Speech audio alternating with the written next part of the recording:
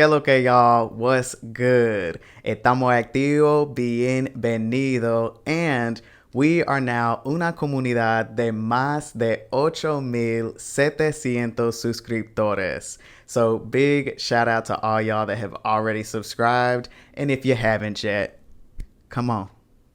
It's time for us to learn how to describe people and things in Spanish using adjectives. But first, it's going to be really important that you understand how noun gender in Spanish works. So if you don't, back it up to that series first and then come back here when you're ready. This will be a short series with 3 lessons. This first lesson is on all the rules that are going to help you correctly use adjectives in Spanish. Then in lesson 2, we're going to actually form sentences with adjectives, and I'm also going to give you a big list of the most popular adjectives. Then in the final lesson, we're going to do a practice session. To get us started, let's look at a popular fast food restaurant. Taco bueno. You probably already know what this means. Good taco. But look at the differences between the two of these. In English, we put the adjective before the noun. Good taco. But in Spanish, the adjective comes after the noun. Taco bueno. This actually makes a lot of sense if you think about it. So imagine we're at a grocery store. If I tell you I want a red apple, the first thing that you hear is red. But wouldn't it make more sense if the first thing you heard was apple? Apple is the main point. Red just makes it more specific. So in Spanish, the what comes before the which. So what? La manzana.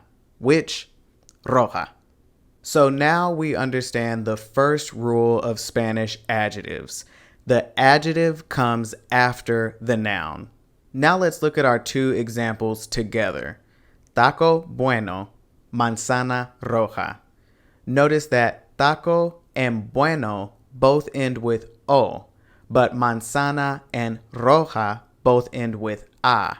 That's because of rule number 2. Adjectives must match the gender of their noun. Taco is masculine, so bueno has to be masculine too. Manzana is feminine, so the o at the end of rojo changes to a to match manzana's feminine energy. Here's 2 more examples. An old car. Un carro viejo. Viejo comes after carro, like we learned in rule number 1. And for rule number 2, viejo is masculine because carro is masculine. And a pretty house. Una casa bonita. Bonita comes after casa, and it's feminine because casa is feminine. All right, so you got those first 2 rules down pretty good. But all those examples so far have just been for singular items. What if we're talking about some pretty houses or 3 old cars? If we want to turn a pretty house into some pretty houses, then we just add s's. Unas casas bonitas. But notice that everything gets an s, including the adjective. This is different because we don't do this in English. But in Spanish, rule number 3 is that the adjective and noun must match in number. So if the noun is plural, the adjective has to be plural too. A way to help you think about this is that in Spanish, there has to be enough for everybody. So if there are some pretty houses, there has to be enough pretty for all of them. The same is true for un carro viejo. If we wanted to say 3 old cars, then it's tres carros viejos. Again, everything gets an S, including the adjective, because there has to be enough old for all 3 cars.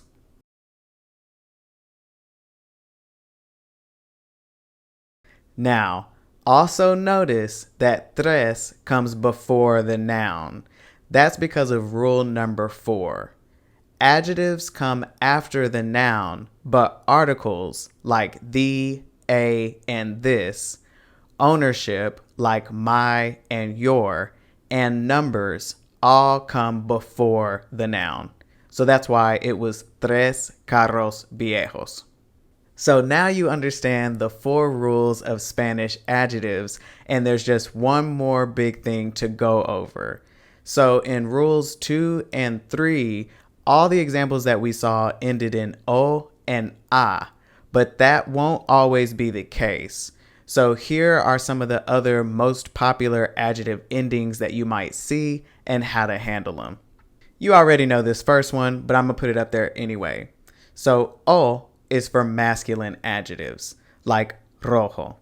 To make it feminine, you'll change the o to a, roja. To make both of these plural, you'll just add s, rojos, rojas. If an adjective ends in e, like grande, it stays the same whether it's feminine or masculine. So, la casa grande, el edificio grande. The exact same. To make either of these plural, you just add s. Las casas grandes, los edificios grandes. If an adjective ends in ista, like optimista, then it also stays the same for both feminine and masculine. So, el hombre optimista, la mujer optimista. The same. To make either of these plural, you guessed it, add ese. Los hombres optimistas, las mujeres optimistas. If an adjective ends in or, like trabajador, it's masculine. To make it feminine, you'll just add a, trabajadora. Now for plural, this is a little different. So to make the masculine form plural, you'll add es, trabajadores. Los hombres trabajadores. To make the feminine form plural, you'll just add ese, trabajadoras. Las mujeres trabajadoras. Adjectives that end in ele and other consonants, like fácil, are going to be the same for both masculine and feminine. So, el trabajo fácil, la tarea fácil. To make them plural, you'll just add es, fáciles. Los trabajos fáciles, las tareas fáciles. And last, if an adjective ends in zeta, like feliz, then it's going to be the same for both feminine and masculine. So, el niño feliz and la niña feliz. Now, this is going to be the trickiest one to make plural, but it's still really easy. So, zeta is going to change to ces, felices. Los niños felices, las niñas felices. So boom, you now know all the rules that you need to know to correctly use adjectives in Spanish. So to wrap this lesson up, I want to give you a big tip that I wish somebody had explained to me when I was learning. You're going to see some instances where the adjective comes before the noun, like in this phrase, qué buena noticia. Buena comes before noticia, and this means like what good news. This is done to add emphasis. So in this case, buena comes before noticia because we're emphasizing specifically that this is good news. We want you to hear that it's good before you hear news because we're saying that good is what's most important. You don't have to start using this structure immediately, but I want you to know that it exists so that you're not out here like, Ren lied to me, because I wouldn't do you like that. Review and practice these Spanish adjective rules so that you're ready for lesson 2. Because then we're going to start making sentences and I'm going to give you a big list of adjectives that you can start using. So like, subscribe, speak Spanish out loud, and stay tuned. Gracias por estar aquí. Hasta la próxima.